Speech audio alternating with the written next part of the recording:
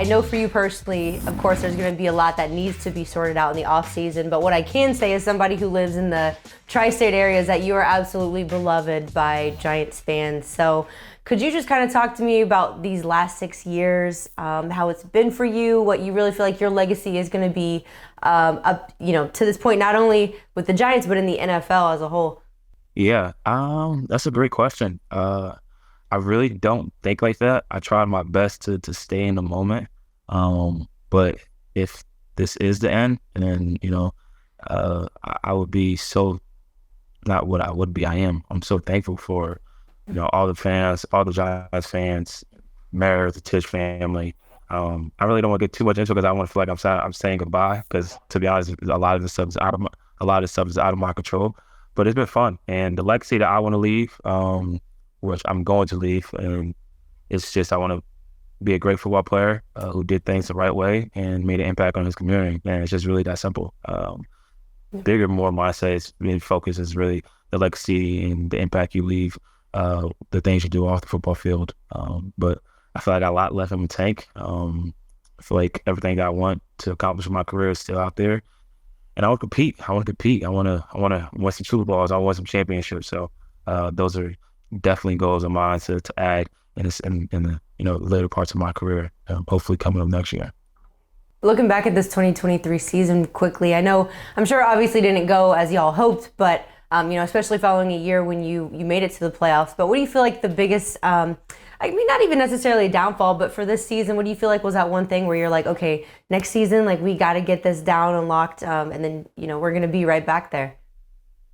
Well, first I want to give a shout out to our team, just the way how we were able to always stay together. We had a lot of adversity, we had a lot of injuries, we could make a lot of excuses. The reality of it is there's about 5 to 8 plays that we left out there on the football field that really could have changed the season. And the year prior, we made those plays, and that's why we were able to make the playoffs and be able to make it to divisional playoffs. But with us, we just got to find a way to start games faster. I feel like that was the biggest thing in this year. We weren't really a fast starting team. In the offensive side of the ball, we got to be better. We got to produce better, especially later on in the season, middle to later in the season. The defense kind of came alive and it really held down for us. And the season could be really worse if we didn't have the performances that we have for some of the defense. Clearly I never played football in my life, but as somebody who played sports growing up, I can only imagine how hard that is for y'all to separate not only what y'all go through physically, but what you hear from the media, what you hear from other teams, from fans. As a player, how have you learned how to perfect being able to separate the game, yourself from all of that? I feel like that's got to be a little overwhelming at times. I wouldn't say I perfected it. I'll be honest. I feel like the only way you can actually not get caught up in that if you do not have any social media. That's the only way. Right. It's everyone can sit there and say, oh yeah, they don't this and that and the third. That's all. That's a lie. I'll go on Twitter or I guess it's X now. I go on X or I'll go on IG and I'll be scrolling and I'll see something pop up on myself. And it's not like I'm not even looking I'm not like looking. I see a report on myself or I see someone say this about me. And it's like, and then it's human nature. It feeds into you. Now that's the challenge. That's where I feel like you want to clap back ASAP. I know. Right. Exactly. But that's what I feel like I've got better at. But I try my best not to entertain it. I feel like this is how I live by it. I only could play football for so long. These people can write and say whatever they want about me for longer than I could play football. So at some point, I'm not. It's not advantage Saquon there. It's advantage. That fake count. So I just let it. Right. I just let it be and keep the main thing, and just try to improve and get better at my craft and my sport. Obviously, there was some breaking news last night. I know y'all's defensive coordinator, Wink Martindale, decided to leave the team. With the locker room the way that it is, was there any indication that was going to happen? Did it kind of come as a shock to you guys? And also, do you guys talk about it? Like, what is that situation like for y'all, having to go through something like that? Yeah, it's tough to talk about it now because it was after exit meetings and everything, and this kind of day where some people will still be in town. For me personally, I live in New Jersey. But a lot of guys, it's season's over. Let me get back on the plane. Let me get to Arizona. Let me get to Florida. Let me get to where I live. But Wink, I don't want to get too much into it. I just want to say how much I appreciate Wink. He's a great coach. And it sucks to see him leave. And obviously, like I said, my futures.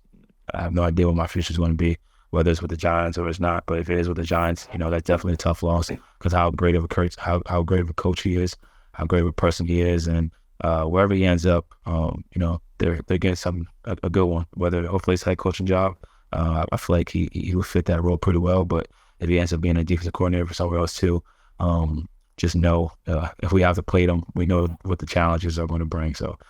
I don't like talking about a bunch of losses, but like y'all really went through it. Daniel Jones, another guy. I know there's a lot of question marks around the quarterback situation right now, but what can you kind of tell us about his mindset right now, even though he's trying to recover from injury? Poor guy. He's gonna be straight. He's gonna be straight. I feel like the biggest thing with the ACL process, knowing, going through it myself, it's the mindset that you're gonna have during rehab, and he has it. He has the mindset. He has the work ethic. For him, it's gonna be a little setback for a major comeback, and sometimes stuff like that. You need stuff like that to happen in your life. Sadly, you don't want it to go that way, but sometimes God just sending you down, slowing you down for something special in the future. Another guy, one last thing on the Giants. Tommy DeVito was the guy who made a mark very quickly for you guys, and you were outwardly very supportive of the Jersey kid. So what are you expecting of him from the future, his career, and also do you have like a new appreciation for chicken cutlets or Italian-American culture as a whole after this year? I definitely got a different approach or view on Italian culture. Definitely a little more love. I always loved it, but I love Italian food, and but to be around that and see the fans, how they interact, it was fun. I love the story. A Jersey kid that lived at home with his mom is a starting quarterback for New York Giants. I feel like that's like it needs to be a show or a movie written about that. But he's got it. He's got the swagger. He's got the confidence. He can make all the throws. It's tough, especially just getting thrown to the fire and being a rookie, especially at the quarterback position. But I feel like, he gets to settle down a little bit now, get to really take in what happened. I'm glad that he lived in the moment during the time, but can really take in what happened, enjoy it with his family, get to off season and grind. And I feel like, he's definitely a starting quarterback in this league. It's just all about when and where and opportunities. And that's my guy. So he knows I wish nothing but the best for him. Yeah. Last few questions for you. Of course, we appreciate your time again. I want to talk about the state of running backs just very briefly from you. Obviously, beginning of the season to now, I know you and many other star running backs congregated to kind of chat about contracts and whatnot, but has anything changed now that the regular season's over with? What are you guys doing to kind of keep that momentum going? I know the season's long and y'all have a lot on your plate, but has anything changed at all? I don't think really nothing changed. I think that we'll see where, the offseason takes us. But I think with the state of the running backs, I think I don't think I know. You want an example of what a running back can do for you? Christian McCaffrey, probably, in my opinion, offensive player of the year and had an MVP caliber year. So everyone was talking about the running back position, dying, this and that third. There's still a lot of us, and there's still a great talent at that position, and we can all have an impact on the game and make changes on the game, and help our teams be successful. So I'm excited this off season. Like I said, a lot is out of my control, but I feel like not only myself, everybody in the NFL, it's tough. It's a business. We put our life on the line, our body on the line, deserves to get paid, deserve to get what they need, and I hope and wish for the best for everybody, not just only the running backs, everybody that's going to free agency, to get what they deserve. Yeah. Well, shoot, that was my next question. What makes him so great? But obviously excited to see him make a playoff run here as well. Last question for you. So we want to give you the floor. What kind of changes do you think, or what kind of things do you want to say to young running backs coming into the league or have just kind of finished up their rookie season? You as a veteran, what would be your advice to them about being successful in the league, longevity in the league, and kind of some sort of hope maybe for the future. Do you have any sort of a message to him? I would say, from my understanding and what I've been through in my career so far, take time. It's okay, especially if you're coming for rookie. You gotta stand, like, when you're done with college football, and then you go right to combine training. Then you get drafted, then you get a little bit of time off, and then you're right for rookie camps, and then OTAs, and then so on, so on, so on, and then you're in camp and you play 18-week season, which hopefully some of them might play longer, maybe make it to the playoffs, and you never had that long of a season yet in your life, so it's okay to take some time off, to rest, recover, and put some plant based in your diet. I'll finish off with that. Hey, sports fans, if you want to see more conversations with athletes and stars, check out these videos right here and be sure to subscribe for more from USA Today Sports.